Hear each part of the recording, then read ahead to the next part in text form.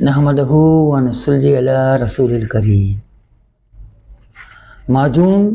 دبید الورد کا نسخہ اور بڑا ہی دواخانوں کے عمر مستعمل و مجرب نسخہ ہے، اور تقریباً ہر دواخانے کی شان ہے نسخہ، کیونکہ ورم جگر، ورم معدہ،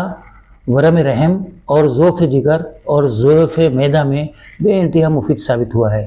اپنے ہاتھ کا بنایا ہوا ایک نمبر ادویات کے ساتھ، تمام اوزان کے ساتھ اگر بنائیں گے تو انشاءاللہ تعالیٰ ثم انشاءاللہ تعالیٰ بے انتہا اس سے فائدہ ہوگا۔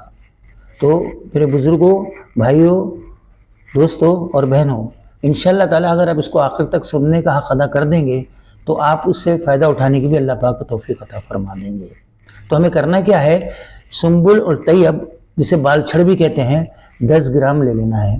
اور دارچینی 10 گرام لینا ہے، زعفران 10 گرام لینا ہے، اسارون 10 گرام لینا ہے، غافظ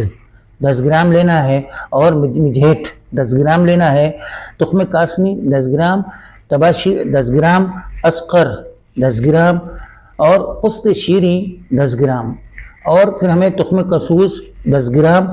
قرنفل جسے ہم لونگ بھی کہتے ہیں 10 گرام، اور رکھ دانہ اور جسے لاکھ بھی کہتے ہیں یہ 10 گرام، اور گل سرخ 120 گرام، اس کے علاوہ تخم کرفس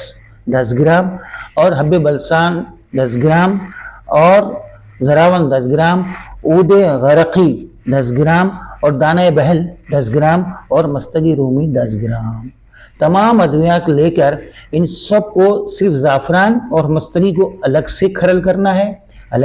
باقی تمام ادویات کو اچھی طریقے سے فائن پاؤڈر بنا کر، زعفران کو الگ کھرل کر کے اور مستگی کو الگ کھرل کر کے،